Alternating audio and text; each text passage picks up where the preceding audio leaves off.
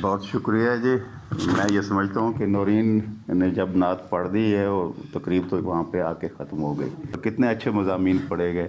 تو یہ جو بات ابھی کہہ رہی تھیں نعیم فاطمہ علوی کہ جو نعت آج کی کہنے والے ہیں صرف وہ ظاہر کے بارے میں بات کرتے ہیں اور ان کے جو سیرت ہے اس پہ بات نہیں کرتے. تو ایک بات یاد رکھیے، جس سے آدمی پیروی کرتا ہے، جس سے محبت کرتا ہے، جس سے عشق کرتا ہے، اسی سے ہی حسن کا معیار بھی مقرر ہو جاتا ہے. بے شک وہ آپ اسے ہی حسین سمجھتے ہیں. جب تک آپ اس سلسلے کے ساتھ جڑتے نہیں ہیں، اس کیفیت میں پہنچتے نہیں ہیں، اس وقت تک آپ اسے حسین نہیں سمجھتے ہیں. ایک حبشہ میں رہنے والا شخص، ایک سیاہ فام شخص، اس کا حسن کا معیار کچھ اور ہوگا. مغرب میں بیٹھے ہوئے شخص کا شاید حسن کا معیار کچھ اور ہوگا. یہاں بیٹھے ہوئے شخص کا کچھ اور معیار کچھ اور ہوگا. مفردات راغب اصفہانی میں ایک مقام پہ وہ لکھتے ہیں حسن کی تعریف کرتے ہوئے کہ یہ جو سارے انسان کے اعضاء ہیں یا سارے اجزاء ہیں، ان کے متناسب ہونے کا نام حسن ہے، لیکن اس میں اور بھی سارے اعمال جو ہیں ان کے اندر بھی ان کے تناسب جو ہے جب تک نہیں ہوگا وہ حسن دیر پا نہیں ہوگا.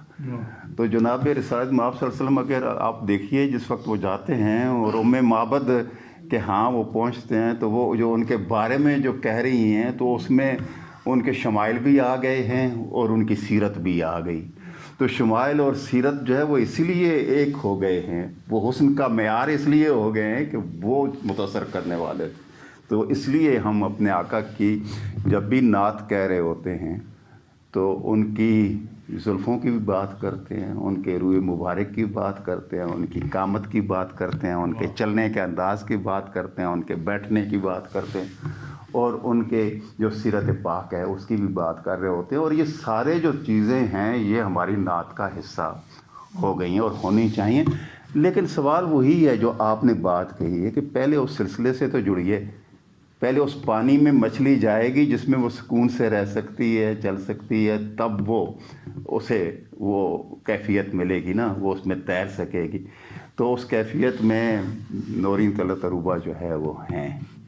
یہ اللہ کا شکر ہے کہ وہ اس کیفیت میں ہیں. اور مجھے یاد ہے جب میں نے سیرت پاک پہ لکھنا شروع کیا تھا تو وہ ایسا ہی تھا زمانہ کہ آدمی کہتا تھا کہ پتہ نہیں کس اور کائنات میں ہیں، کسی اور دنیا میں ہیں، آپ یہاں ہیں ہی نہیں. آپ ارد گرد سے جو ہے وہ جتنی باقی لوازمات زندگی کے ہیں ان سے آپ ذرا ایک طرف ہو جاتے ہیں، اس لیے کہ آپ ایک سلسلے سے جڑتے ہیں. وہ کیفیت ہی آپ کے اندر کی کچھ اور ہو جاتی.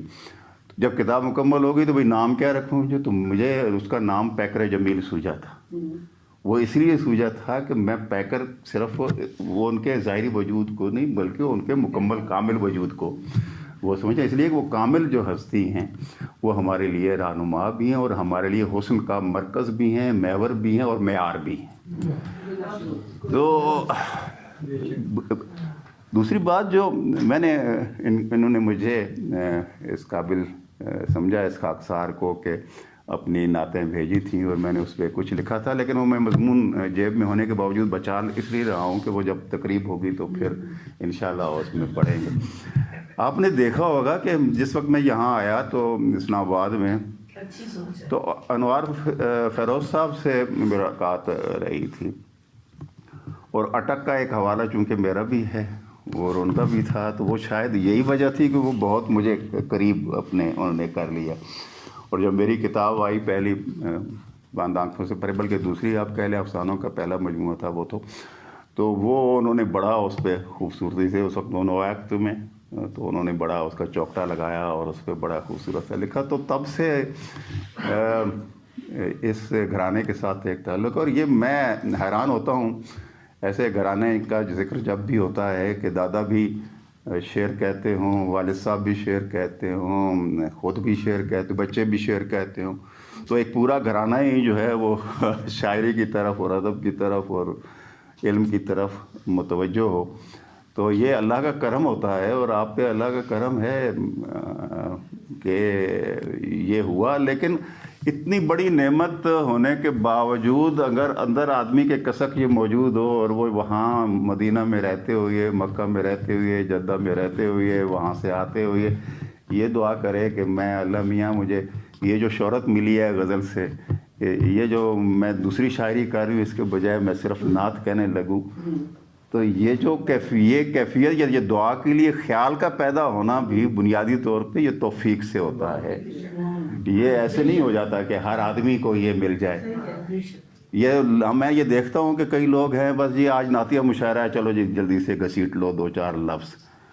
تو وہ تو کوئی نعت نہیں ہوتی بھائی، نعت ادھر سے ہوتی ہے اندر سے. اور جب تک آپ کے اندر جو عشق رسول داخل نہیں ہوتا تو اس وقت تک آپ نعت کی طرف آئیے بھی نہیں. یہ مناسب ہوگا اس لیے کہ یہ ظلم ہوگا، آپ اپنی جان پہ بھی ظلم کریں گے اور آپ جھوٹ بول رہے ہوں گے. پہلے عشق مصطفیٰ کرنا سیکھیے اور اس کے ساتھ جڑنا سیکھیے. اس طرف یہ گئی ہیں. اور آپ یہ دیکھیے کہ میں ان کی نعت پڑھ رہا تھا، مجھے یاد ہے میں جب عمرہ کے پہ گیا، ہمارے پورا گھرانہ گیا تھا، وہ ہم 9-10 آدمی تھے اور اس میں سب سے بڑی جو ہماری والدہ محترمہ تھیں، اس وقت ان کی عمر کوئی 95 سال کے قریب ہوگی، اب تو وہ 100 سال سے اوپر ہو گئی. تو وہ اور سب سے چھوٹا جو ہے 3 سال کا بچہ تھا. تو ہم نے یہ طے کیا تھا کہ جہاں جہاں حضور اکرم صلی اللہ علیہ وسلم گئے ہیں سیرت میں، جہاں جہاں ذکر آتا ہے، تو ہم نے ایک گاڑی کر لی تھی اور ہم وہ مقامات دیکھیں گے. تو یہ بڑے بھائی جب ہیں وہ انہوں نے کہا تھا کہ ٹھیک ہے میں یہ سارا اسپانسر کروں گا اور یہ ہم یہ کریں گے. انہوں نے پھر ارینجمنٹ کیا. تو جب میں ان کی نعتیں پڑھ رہا تھا اور جب سنتا ہوں تو وہ مقامات میری آنکھوں کے سامنے آ جاتے. اللہ میاں آپ کو اس کا اجر دے اور اللہ میاں ہمارے دلوں میں بھی اس طرح کی محبت کی کوئی کرن داخل کرے. بہت شکریہ جی.